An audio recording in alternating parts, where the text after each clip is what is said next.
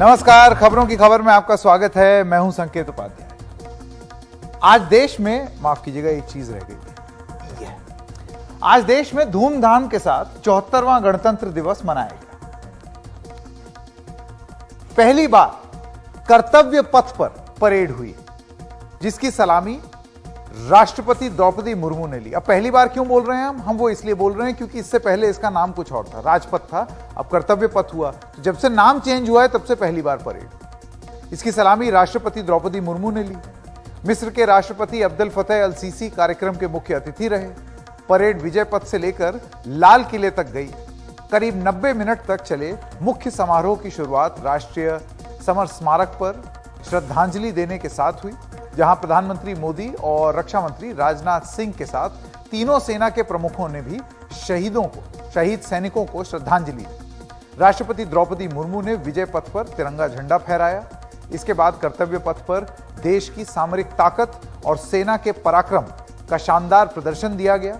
वहीं रंग बिरंगी झांकियों और आसमान से जमीन तक शानदार परेड भी देखी गई, और ये उसकी तस्वीरें हैं जो कि आप अपने स्क्रीन पर देख सकते हैं। लेकिन हर साल, और ये जो आप लिखा हुआ देख रहे हैं, इसका जो मकसद है यहां पर, उसके बारे में चर्चा क्यों कर रहे हैं हम, वो बताएंगे अब से थोड़ी देर में। थोड़ा सा रुकिएगा, जरूर धैर्य के साथ देखिए। हर साल 26 जनवरी को हम धूमधाम के साथ आखिर ये दिन मनाते क्यों हैं? एक मोटी मोटी सतही जानकारी हम सबको है। हमको मालूम है कि एक फंक्शन होगा अपनी अपनी कॉलोनीज में, उसमें लोकगीत बजेंगे, एक परेड होगी, एक माहौल बनता है, बहुत अच्छा लगता है। लेकिन ये होता क्यों है, उसको डिटेल में समझना और उससे निष्कर्ष क्या निकाला जाए, आज इस पर हम कार्यक्रम कर रहे हैं। ये इसलिए मनाया जाता है क्योंकि इस दिन भारत गणतंत्र बना, अपना संविधान अपनाया गया था और संप्रभुता भारत के लोगों को मिली थी। तो आइए जानते हैं आज के दिन के बारे में, अपने संविधान के बारे में। ये जो संविधान है, ये कब लिखा गया था? दरअसल 2 साल 11 महीने और 18 दिनों की बहस के बाद, आप सोचिए, मैं फिर से दोहरा रहा हूं, आजादी कब मिली? सन 47 को। 2 साल 11 महीने 18 दिनों की बहस के बाद हमको हमारा संविधान मिला। 26 नवंबर 1949 को ये पूरा हुआ।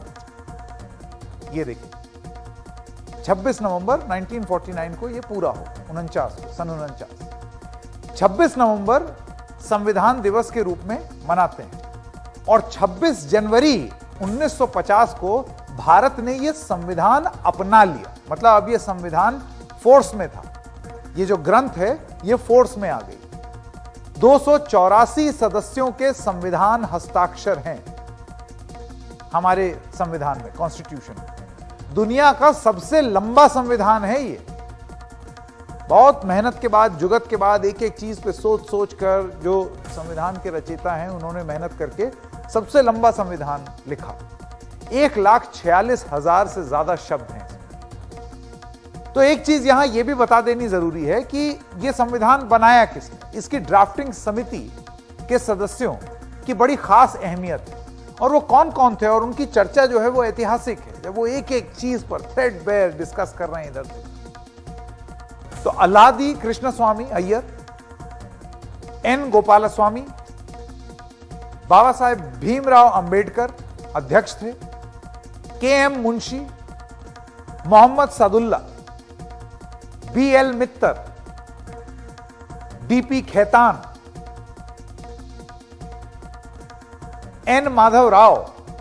बी एल मित्तर के स्वास्थ्य के कारण इस्तीफे के बाद ये यहां आए थे इस समिति में।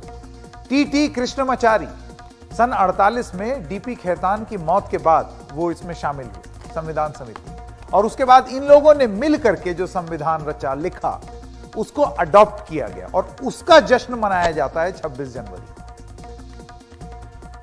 अब ये तो हमने संविधान की बात कर ली, बहुत ज्यादा उसमें नहीं जाएंगे डिटेल में, क्योंकि जो बात हम रखना चाहते हैं पहले वो रख देते। संविधान तो अपना लिया, लेकिन राजनीतिक रूप से और आम बोलचाल में और चर्चा में हम किस किस्म के शब्दों का प्रयोग करते हैं, फुल फ्रेम जाते हैं जरा और आपको दिखाएं ये शब्दों का मायाजाल। आप इन्हीं शब्दों में उलझे हुए हैं। इन्हीं शब्दों के बारे में जिक्र हो रहा है। ये अलग अलग वाद हैं और इन वादियों में आप खोए हुए हैं। राजनीतिकवाद, मनुवाद, साम्यवाद, जातिवाद, परिवारवाद, पूंजीवाद, याद है ना आपको ये सब शब्द। लेकिन मैं आपको यह बताना चाहता हूं कि 26 जनवरी 1950 इस देश को एक और वाद मिला था जिसकी चर्चा कहीं खो गई है। और आइए जरा स्क्रीन पर उस चर्चा को दोबारा शुरू किया जाए। इन वादों से बड़ा एक और वाद जिसका नाम है संविधानवाद। और आज इस कार्यक्रम के माध्यम से हम ये अपील करना चाहेंगे, आग्रह करना चाहेंगे कि आइए मिल करके संविधानवाद में विश्वास रखें और संविधानवाद को आगे बढ़ाएं। अब आप पूछेंगे ये कौन सा वाद? आइए डिक्शनरी मीनिंग पर जाते हैं। ये रहा आपके स्क्रीन पर। संविधानवाद है क्या?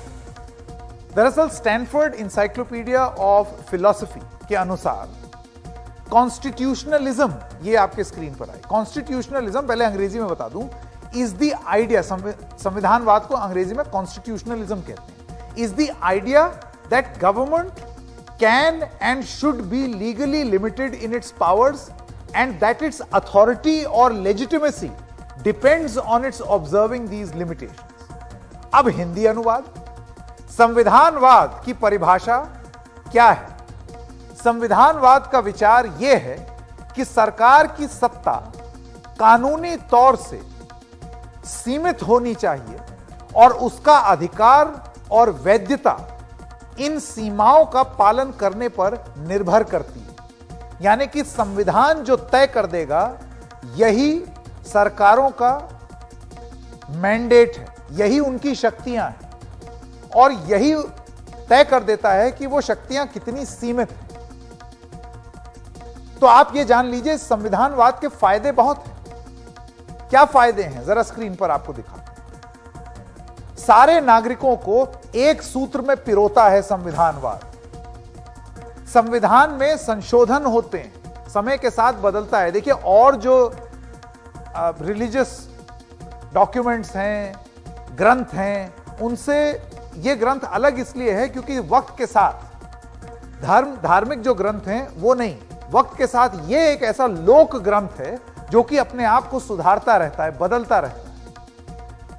इसलिए संविधानवाद। भारतीय संविधान में अब तक 127 संशोधन हुए हैं, इसलिए संविधानवाद। पिछला संशोधन अभी अगस्त 2021 में हुआ था, इसलिए संविधानवाद। भारत जैसे विविधता वाले देश के लिए एक वरदान है यह संविधान, इसलिए संविधानवाद। संविधान को जीवित ग्रंथ कहा गया है, कहा जाता है, इसलिए संविधानवाद। अब आप ये कहेंगे कि ये तो सरकारों को किस तरीके से काम करना चाहिए या प्रशासन को किस तरीके से काम करना चाहिए या अलग अलग जो अंग हैं उनको कैसे काम करना चाहिए उसके लिए हुआ ना। मेरे जीवन में क्या फर्क है? तो ये जान लीजिए कि आप भी संविधान अपना सकते हैं। आइए जानते हैं संविधानवाद इस विचारधारा का आपसे कैसे सीधा सीधा नाता है। भारत के संविधान को आप पढ़िए। भारतीय संविधान बहुत ही आसानी से हिंदी, अंग्रेजी में और बहुत ही सस्ते दामों पर उपलब्ध है। मैं आपको एक निजी बात बताऊं, अभी आज ही 413 रुपए दे करके ऑनलाइन मैंने भी एक मंगवाई। बैठ करके पूरा पढ़ूंगा जैसे ही वो डिलीवर हो जाए। किताब मंगवाइए, पढ़िए और खुद पढ़ने के बाद अपने बच्चों को भी पढ़वाइए। ये एक ऐसा लोक ग्रंथ है जो कि हर घर में होना चाहिए और पढ़ना चाहिए। क्योंकि, और यहां आता है संविधानवाद में आपको क्यों विश्वास रखना चाहिए। संविधान पढ़कर आप समझेंगे कि सरकार को किन दायरों में काम करना चाहिए, उसकी शक्तियां क्या हैं, और अगर वो अपनी शक्ति का उल्लंघन कर रहा या कर रही है तो आप वो सवाल पूछने के पूरे हकदार होंगे। वरना एक बार फिर से मैं प्रोड्यूसर्स को कहूंगा वो जाल, मकड़ जाल दिखा दें जो अलग अलग वाद हैं, जिन वादों में हम फंसे हुए हैं, जैसे कि सामंतवाद, जातिवाद, फुल फ्रेम जाते हैं। आप तय कर लीजिए कि आपको इस मकड़ जाल में मनुवाद, साम्यवाद, जातिवाद, परिवारवाद, यही वाद सुनते रहेंगे आप नेताओं से, हमेशा, हर किस्म के नेता से। लेकिन इस वादियों के मकड़ जाल से आप जब निकलेंगे और संविधानवाद अपनाएंगे, संविधानवाद जब आप अपनाएंगे तब सही मायने में आप एक जागरूक नागरिक बनेंगे और आप सवाल पूछने के सच्चे हकदार होंगे, क्योंकि आपको पता होगा एक एक चीज कि सरकार किस हद तक जा सकती है और कहां वो अपनी हद पार कर रही है। इस बारे में सोचिएगा जरूर। अब क्योंकि संविधान को मजबूत करने की बात हो रही है, तो संविधानवाद को मजबूत देश के नौजवान कर सकते हैं। कैसे कर सकते हैं? बहुत नौजवान है हमारे देश में, यंग कंट्री है। लेकिन आजकल के नौजवान क्या सोच रहे हैं? क्या उन्हें लगता है सरकारें बनने के में उनकी राय अहमियत रखती है? क्या अपनी बात वो अपने वोट के जरिए कहने में विश्वास रखते हैं, कहते हैं? क्या है उनके मन की बात? आइए जरा ये जान लें। दरअसल CSDS ने छात्रों का एक सर्वेक्षण किया है जिसमें ऐसे ही कुछ सवाल पूछे हैं। आइए देखते हैं कि वो सर्वेक्षण क्या कहता है। लोक नीति CSDS ने 16 से 20 जनवरी के बीच दिल्ली यूनिवर्सिटी में 761 छात्रों का एक सर्वे किया, जिनकी उम्र 18 से 34 साल के बीच थी। इसको युवा ही माना जाता है, 34-34 तक लोग अपने आप को जवानी कहते हैं। तो 18 से 34 साल के बीच के लोग जो थे वो करीब 761 छात्र थे। उनसे सवाल पूछे गए, उनका एक सर्वे, और जो नतीजे आए हैं वो चौंकाने वाले भी कहे जा सकते हैं और चिंताजनक भी। क्यों कह रहे हैं हम? आइए ये सर्वे देख लेते हैं। सर्वेक्षण में शामिल छात्रों में सिर्फ 55% ने ही वोट डालने के लिए अपना नाम रजिस्टर किया था। 55%। कैसे बढ़ेगी वोटिंग?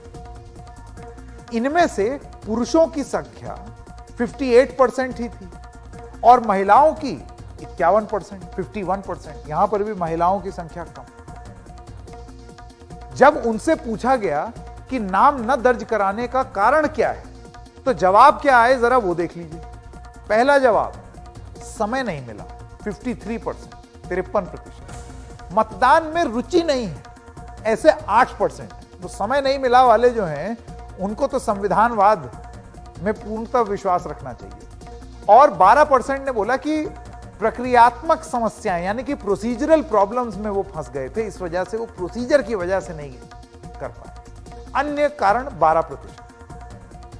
अब क्या छात्रों के वोट का असर होता है? जब सवाल उनसे पूछा गया तो सभी छात्रों ने कहा कि 90% होता है। पुरुष ने कहा 89%, महिलाओं ने कहा 91%, 91%। अब एक और बहस हो रही है इलेक्शन से रिलेटेड, जागरूकता की बात है ना। ईवीएम बनाम बैलेट की बहस पर ज्यादातर नई तकनीक के पक्ष में दिखे युवा। ईवीएम मशीन और बैलेट पेपर, उस पर कहां अपने आप को पाते हैं? तो ये जरा आप देख लीजिए।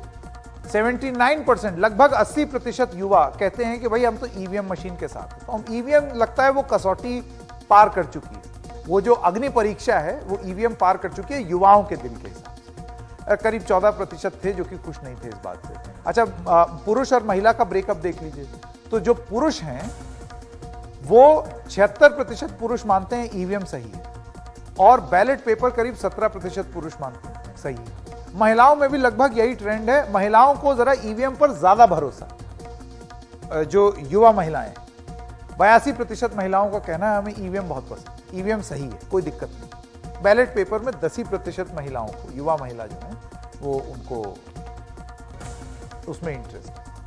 अब एक बड़ा सवाल युवाओं के दिल में, उनसे पूछा गया नेता रिटायर क्यों नहीं होते, या ये रिटायर हो या नहीं? जरा ये नतीजा आप देखिए जरा स्क्रीन पर, इसको जरा फुल फ्रेम कर दें, बड़े रोचक है। 75% इस देश के युवा कहते हैं कि हम सहमत हैं, रिटायर हो जाओ भाई, कब तक लड़ते रहोगे चुनाव। करीब 18% असहमत हैं, उनका यह कहना है कि नहीं भाई, YOLO, you only live once, एक बार नेता बन गए बने रहिए। और 7% जो हैं उनके विचार अन्य थे। अब पुरुष और महिला का ब्रेकअप देख लें, तो नेता रिटायर हो या नहीं, 71% पुरुष कहते थे कि हां हम सहमत हैं। असहमति पुरुषों में ज्यादा है थोड़ी सी, एवरेज के हिसाब से। 23% पुरुष कहते हैं कि नहीं भाई रिटायर नहीं होना चाहिए। महिलाओं का देख लें 80% महिलाएं कहती हैं कि भाई रिटायर हो जाना चाहिए नेताओं को, 12% इससे असहमत। नेताओं का न्यूनतम शिक्षा स्तर क्या होना चाहिए, या होना भी चाहिए या नहीं? सबसे पहले इसके नतीजे आपको बताएं। सहमत कितने लोग हैं और असहमत कितने लोग? सहमत 82%, असहमत 16%, यानी कि 82% युवाओं का इस सर्वे के हिसाब से यह मानना है कि नेताओं में न्यूनतम शिक्षा स्तर होना चाहिए, पढ़े लिखे नेता चाहिए, एक बेसिक परीक्षा जो है वो पार करे रहें, तब हमारे नेता बने। पुरुषों की जब बात आते हैं तो 78% पुरुष सहमत हैं इसमें, 20% असहमत हैं कि नहीं, अनपढ़ भी हो सकते हैं। महिलाओं में सहमति 86% है, यानी कि महिलाएं ज्यादा डिमांड कर रही हैं कि नेताओं में न्यूनतम शिक्षा होनी चाहिए। कितनी रोचक बातें हैं। अब अगला आम चुनाव जो अगले साल है, इसके बारे में कितनों को समय पता है कि कब तक कार्यकाल है मौजूदा सरकार? तो करीब करीब 70% जो हैं वो लोग ये जानते थे, और करीब 80% पुरुष जानते थे, और महिलाएं जो हैं वो 55% जानती थी कि कब टर्म खत्म हो रहा है। यानी कि ज्ञान, सामान्य ज्ञान चुनाव का, पॉलिटिक्स का, चुनाव कब हो रहा है, इसकी रुचि इस सर्वे के हिसाब से महिलाओं में थोड़ी सी कम दिखी, जानकारी का अभाव था। तो जो निदेशक हैं सीएसडीएस के, प्रोफेसर संजय कुमार, सह निदेशक हैं, वो हमारे साथ अब जुड़ रहे हैं, और मैं उनसे पूछना चाहता हूं, वो अपनी बात कहेंगे और ये बताएंगे कि इसके मायने क्या निकाले जाएं इस सर्वे के। तो ये सुनिए प्रोफेसर संजय कुमार की बात। देखिए, अगर हम यूथ की पॉलिटिकल अवेयरनेस की बात करें तो अगर हम देखते हैं पिछले कई सालों में, अगर हम 10 साल 15 साल की बात करें तो ये थोड़ा थोड़ा हमें बढ़ता हुआ दिखाई पड़ता है। अब किसी भी एंगल से हमें ये नहीं दिखता है कि यूथ का पॉलिटिकल अवेयरनेस तो नीचे जा रहा है, बल्कि पॉलिटिकल अवेयरनेस बढ़ता हुआ हमें दिखाई पड़ता है। जी बिल्कुल, ये तो आपने बात सही बोली, और बड़ी रोचक बातें देखी हमने इस सर्वेक्षण में। प्रोफेसर कुमार, आपको युवाओं के बारे में क्या खास बात पता चली? देखिए, ये छोटा सा एक सर्वे है दिल्ली यूनिवर्सिटी में जो स्टूडेंट्स हैं उनके बारे में। हम ये जानना चाहते थे कि ये जो दिल्ली यूनिवर्सिटी में यंग स्टूडेंट्स हैं, बहुत बात होती है, बहुत चर्चा होती है हमारे देश में फर्स्ट टाइम वोटर्स की, यंग वोटर्स की, कि वो वोट कैसे करेंगे। हम उनके पॉलिटिकल अवेयरनेस और पॉलिटिकल एटीट्यूड जानने के लिए ये सर्वे कर रहे थे। हम ये जानना चाहते थे कि उनका पॉलिटिकल अवेयरनेस कितना है। पॉलिटिकल अवेयरनेस तो काफी है, कई सवालों पर उन्हें जानकारी है। हालांकि ये जरूर है कि 25 जनवरी जो नेशनल वोटर्स डे मनाया जाता है उसके बारे में लोगों को जानकारी नहीं। लेकिन अगर हम दूसरी ओर देखें कि क्या हमारे दिल्ली यूनिवर्सिटी के यूथ पॉलिटिकली बहुत कॉन्शियस थे, काफी कॉन्शियस दिखाई पड़ते हैं, बहुत ओपिनियनेटेड है। अगर आप वन नेशन वन इलेक्शन की बात करें, उस पर वो अपने विचार राय रखते हैं। हमने सवाल इस पर पूछा कि क्या रिटायरमेंट एज होना चाहिए पॉलिटिशियंस का, उस पर अपने विचार बहुत खुलकर रखते हैं। तो ऐसे कई सवाल है पॉलिटिकल ओपिनियन के बारे में जिस पर वो खुलकर विचार रखते हैं, और उनके विचार बटे हुए दिखाई पड़ते हैं। तो सर्वे ये बताता है कि दिल्ली का युवा, जो कोई देश का प्रतिबिंब तो नहीं है, लेकिन देश का युवा, अगर हम दिल्ली के नजरिए से देखें, दिल्ली यूनिवर्सिटी के युवा के नजरिए से देखें, तो काफी पॉलिटिकली ओपिनियटेड दिखाई पड़ता है हमें। जी बिल्कुल। प्रोफेसर कुमार, युवा किस तरह का नेता चाहते हैं, और लोकप्रियता की बात करें तो क्या कोई नेता उनकी उम्मीदों पर पूरी तरीके से खरा उतर पाया है? क्योंकि ये एक बड़ी रोचक चीज हम लोगों ने देखी। एक तो सामान्य ज्ञान राजनीति का, और दूसरी चीज कुछ बड़े इंटरेस्टिंग से बात थे कि किस तरीके से उनकी एजुकेशनल क्वालिफिकेशन हो नेता की, रिटायर हो या नहीं, ये सारी चीजें जो हैं वो बहुत ही इंटरेस्टिंग नतीजे थे। लेकिन इसका प्रभाव कितना पड़ेगा वोटिंग पैटर्न पे, उसके बारे में आप कुछ कहना चाहें? देखिए, सर्वे में हमने ये सवाल तो नहीं पूछा कि आपके उम्मीदों के खरे कौन सा नेता उभरा है, लेकिन हमने ये जरूर पूछा कि प्रधानमंत्री नरेंद्र मोदी के बारे में कुछ सवाल पूछे, राहुल गांधी के बारे में कुछ सवाल पूछे, और ये भी पूछा कि अगर हम राहुल गांधी और नरेंद्र मोदी के अलावा उन्हें कौन सा नेता अच्छा लगता है, और इन नेताओं में कौन सी ऐसी खूबी है, कौन सा ऐसा गुण है जो उन्हें अच्छा लगता है। अलग अलग चीजों का उन्होंने जिक्र किया। प्रधानमंत्री मोदी के बारे में कई लोगों ने इस बात का जिक्र किया कि प्रधानमंत्री मोदी जिस तरह से देश की छवि दुनिया भर में ले जा रहे हैं, पॉजिटिव छवि, उसके कारण लोग उन्हें पसंद करते हैं। देश के युवा उनको इसलिए भी पसंद करते हैं कि वो बड़े डिसिसिव नेता हैं और बिल्कुल दायां बायां किए बिना वो बिल्कुल एक सटीक निर्णय लेते हैं। तो ऐसे कई चीज हैं जो उन्हें प्रधानमंत्री मोदी के भी में पसंद आती है। लेकिन अगर हम राहुल गांधी के बारे में करें तो उनके बारे में भी लोग ये कहते हैं कि भाई वो अपने काम में डटे हुए हैं, लगे हुए हैं। लेकिन बड़ी संख्या में अगर राहुल गांधी के बारे में बात करें तो बड़ी संख्या में लोग कहते हैं कि युवा कहते हैं कि ऐसी कोई बात नहीं है जिससे उन्हें पसंद किया जाए। और जब ये सवाल हमने पूछा कि राहुल गांधी और नरेंद्र मोदी के अलावा क्या कोई ऐसा नेता है जिन्हें वो पसंद करते हैं, तो सिर्फ इसी सर्वे में नहीं, पहले भी हमने जो सर्वे किए उसमें ये देखने को मिलता है कि अरविंद केजरीवाल अब देश के युवाओं की पसंद बनते जा रहे हैं। इसकी वजह भी है, आप देखें आम आदमी पार्टी की सरकार दिल्ली में है, आम आदमी पार्टी की सरकार पंजाब में है, गुजरात में उन्होंने अच्छा प्रदर्शन किया। इसके पहले गोवा में जब चुनाव हुए तो वहां भी उनका अच्छा प्रदर्शन रहा। तो आम आदमी पार्टी की लोकप्रियता बढ़ रही है और आम आदमी पार्टी की लोकप्रियता बढ़ने के साथ साथ अरविंद केजरीवाल की लोकप्रियता भी देश के युवाओं में बढ़ रही है।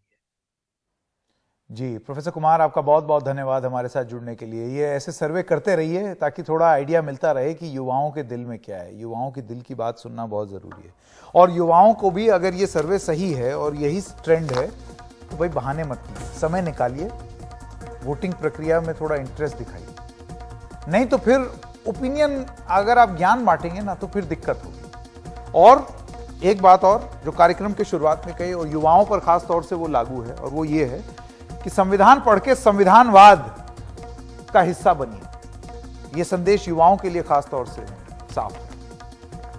अब आइए बात करते हैं बिहार की। बिहार के लाखों मजदूर हर साल देश के सभी हिस्सों, खासकर सूरत, मुंबई, लुधियाना, दिल्ली जैसे शहरों में जाकर अपना पेट पालते हैं। लेकिन अब चंपारण के एक जिलाधिकारी ने कोरोना काल में वापस लौटे उन्हीं मजदूरों की मदद के लिए एक स्टार्टअप जोन बनाया है। इस स्टार्टअप का नाम भी एकदम देसी है, चनपटिया मॉडल। और इसके जरिए कल तक दूसरों की कंपनियों में मजदूरी करने वाले आज खुद अपने उद्योग के मालिक हैं और दूसरों को रोजगार दे रहे हैं।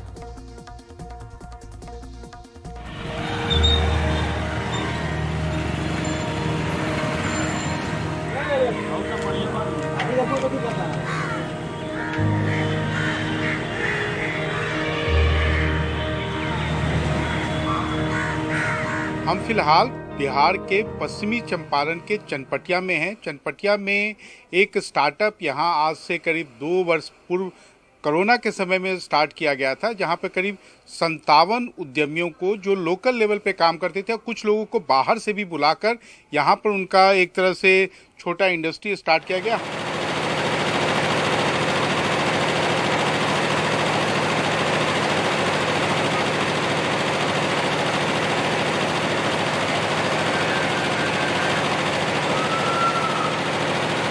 पिछले 10 वर्षों से सूरत में रहते थे, तो जब कोरोना काल लग गया तो वहाँ सारा मार्केट बंद हो गया था और हम वहीं काम करते थे सूरत में अपने पति के साथ में। तो जब सब मार्केट बंद हो गया तो हम लोग घर अपने वापस लौटे। जब घर वापस लौटे तो जो मेरे पश्चिमी चंपारण के DM sir Kundan Kumar sir है, उनसे क्वारंटाइन सेंटर में हमसे मुलाकात हुई।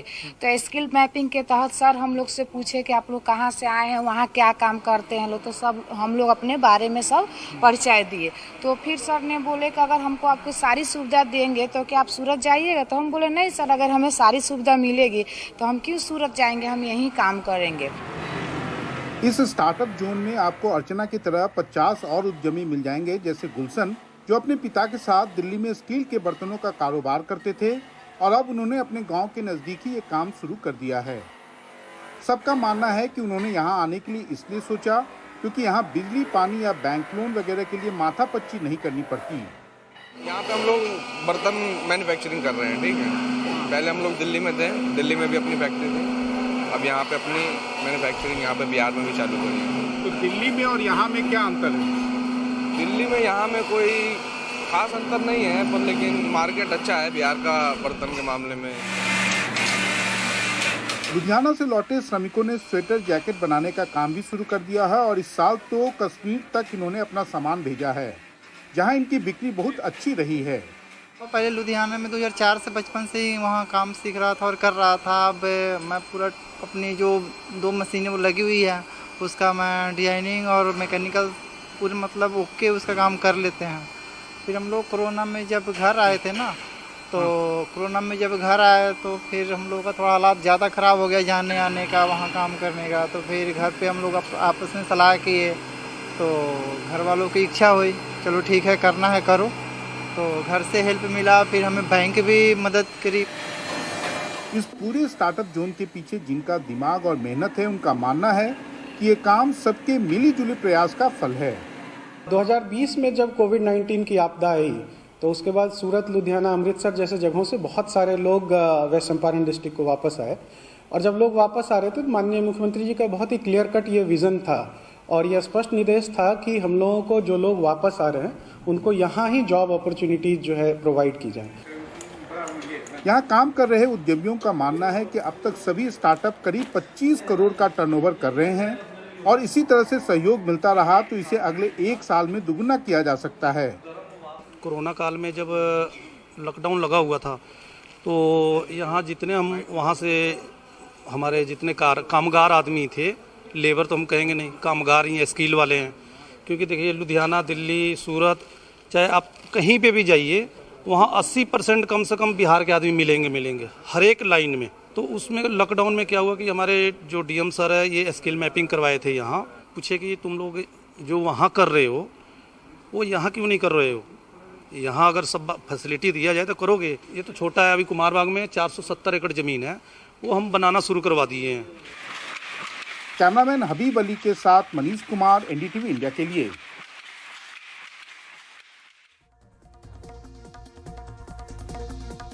तो वक्त है एक छोटे से ब्रेक का। ब्रेक के बाद जब आएंगे तो आपको सुनाएंगे कहानी फराज की। एक नई फिल्म आ रही है, बहुत ही रोचक प्लॉट है उसका और उस प्लॉट के बारे में बात करेंगे इस फिल्म के डायरेक्टर हंसल मेहता के साथ। बने रहिए हमारे साथ।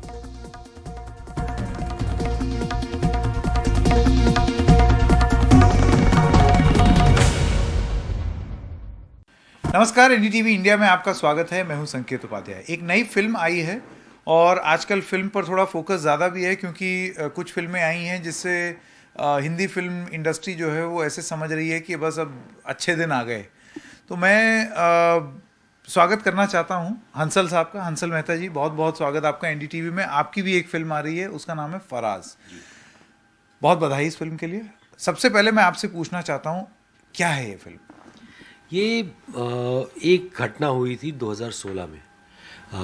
बांग्लादेश के होली आर्टिजन कैफ़े पर अटैक हुआ था। कुछ 5 युवाओं ने एक माइंडलेस सा अटैक किया था।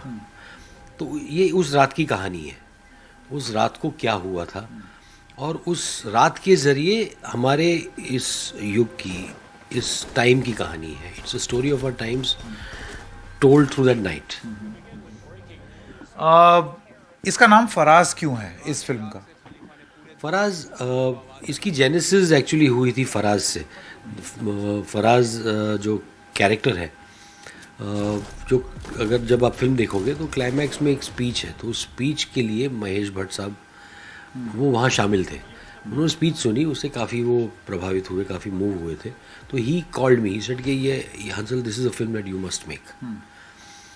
ये कहानी तुम्हें, तो मैंने फराज जो कैरेक्टर था उससे मैं काफ़ी, I was quite moved by it. लेकिन मैंने इनको भट्ट साहब को कहा कि लेकिन पूरी फिल्म के लिए कहानी मुझे ढूंढनी पड़ेगी। फिर हमने कहानी ढूंढी, भी रियलाइज कि मतलब इसमें बहुत बड़ा, मतलब एक globally relevant, universally relevant film हम बना सकते हैं इसके ज़रिए।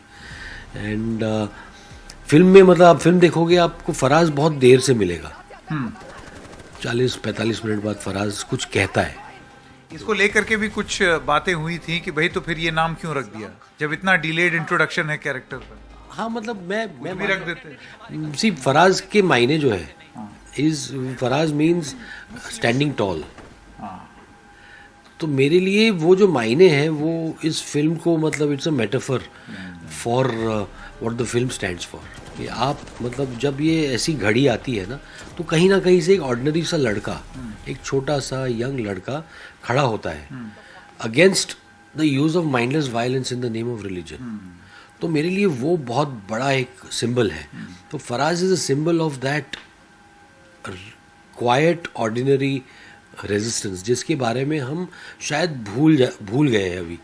Those values we have lost, we have withdrawn from those values, we are afraid to express ourselves openly. एक फिल्मकार को अक्सर एक चुनौती सबसे बड़ी ये होती है कि अगर आप किसी भी फिल्म में कोई भी कैरेक्टर दर्शा रहे हैं जिसका धर्म से जुड़ा हुआ, या तो वो कुछ बोल रहा है, मैंने देखा इसके ट्रेलर में फराज समझाने की भी कोशिश करते हैं उन गनमैन को, उन टेररिस्ट को। यहाँ धर्म का एंगल आता है, यहाँ पर कुछ बातें कही गई होंगी।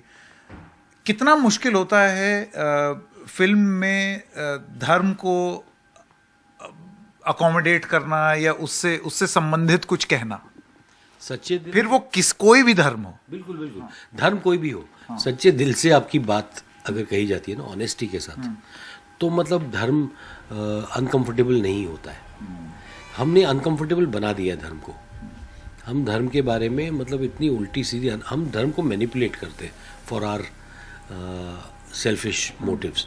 हम धर्म को एक मुद्दा बनाकर लोगों में डिवीजन पैदा करते हैं। वही चीज़ ये फिल्म भी कह रही है। जो आतंकवादी थे वो उनका एक अलग तरीके का इस्लाम की सोच थी, लेकिन फराज कुछ और बताना चाह रहा है। जी वही, in the name of religion violence नहीं हो सकता है। कोई भी रिलीजन आपको वायलेंस नहीं सिखा सकता है। ये फिल्म यही कहती है कि भाई अपना जो रिलीजन है उसको रिक्लेम करो। ये आपका रिलीजन है, आपका कोई भी रिलीजन वायलेंस नहीं सिखा सकता। हाँ। एक सवाल मैं पूछना चाहता था, इस फिल्म को लेकर के एक विवाद भी चल रहा है।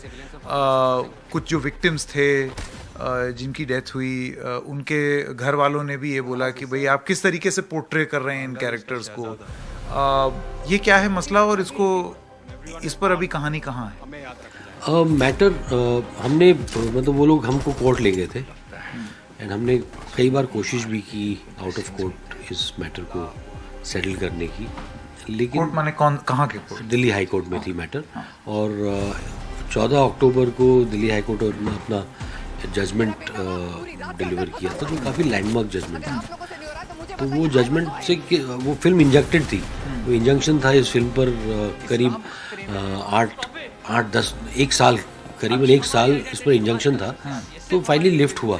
दिल्ली हाई कोर्ट ने मतलब हमारे फ्रीडम को रिकग्नाइज किया और उसके बाद ये अभी डिवीज़न बेंच में है दिल्ली हाई कोर्ट के, जहाँ पर मतलब मेरा सिर्फ इतना ही है क्योंकि कोर्ट पे है। हमने throughout the process we kept faith in the judiciary कि जुडिशरी जो है वो सच और सही है वो करेगी। मैंने शाहिद मेरी फिल्म थी उसमें भी यही बात कही थी कि अगर देश की पूरी व्यवस्था अगर ना भी चले, अगर जुडिशरी ठीक से अपना काम करे तो there is some hope. And मैंने वो फेथ जुडिशरी में रखा है। और मैं सिर्फ इतना जानता हूँ एज अ फिल्म मेकर, मेरी फिल्मोग्राफी आप देखोगे तो I am sensitive to the characters I show. एक सेंसिटिविटी के साथ कैरेक्टर्स की डिग्निटी बरकरार रखते हुए उनको मैं दिखाता हूँ। एंड इसलिए मैंने आज तक प्रेस में बात नहीं की, इस विवाद के बारे में बात नहीं की है, क्योंकि अगर आप राइट ऑफ प्रिवेसी को इतना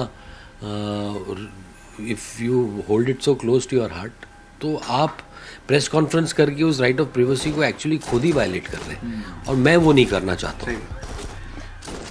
हंसल भाई, आखिरी सवाल मेरा, आपने अपनी कुछ फिल्मों का उल्लेख यहाँ पर किया है, लेकिन ये मत भूलिए कि स्कैम 1992 जो कि सोनी लिव पर आया था उसके पीछे भी यही हैं और ज़बरदस्त हिट हुआ स्कैम 92, और अब एक स्कैम 2003 अब्दुल करीम तेलगी पर भी आने वाला है। ये कब आने वाला है? बस उम्मीद करें, अभी उसकी एडिटिंग चल रही है तो मैं जल्द से जल्द शूटिंग कंप्लीट है, वो मज़ेदार बना है और मैं उम्मीद 92 से ज़्यादा मज़ा आया आपको ये बनाने में, या क्योंकि देखिए एक उम्मीद बढ़ जाती है जनता की, अब 92 की वजह से 2003 में ज़्यादा उम्मीद रखेंगे। देखिए मतलब मेरा एक ही है कि प्रोसेस में मज़ा आना चाहिए, बाकी मतलब ना रिजल्ट जो है वो भगवत गीता में कहा है, वो आप कर्म करते जाइए, फल अपने आप मतलब मिल जाएगा। तो वो मैं मतलब ना वो सोचता नहीं हूँ कि कैसे कि वो अगर मैं एक्सपेक्टेशंस को लेकर अगर उसको बनाऊँ तो मैं फंस जाऊँगा, क्योंकि कभी भी जैसे शोले दोबारा नहीं बन सकती है, तो स्कैम भी मतलब वो एक मैजिक था, बन गया। अब नई कहानी है, इसको अलग तरीके से नई कहानी है, उसको नए तरीके से देखना है और बस यही कोशिश रही है। इसको डायरेक्ट एक्चुअली मैंने नहीं किया इस सीज़न को, तुषार हिरानंदानी नाम के डायरेक्टर हैं जिन्होंने सांड की आँख करके फिल्म बनाई थी, तो तुषार ने डायरेक्ट किया है, उसने बहुत अच्छे से किया है, बहुत अच्छा काम किया है और मैं उम्मीद करता हूँ कि ये कहानी लोगों तक पहुँचेगी, अच्छे उनके दिल तक पहुँचेगी। अंशल जी बहुत बहुत धन्यवाद हमसे बात करने के लिए, बहुत शुक्रिया and all the best. Thank you.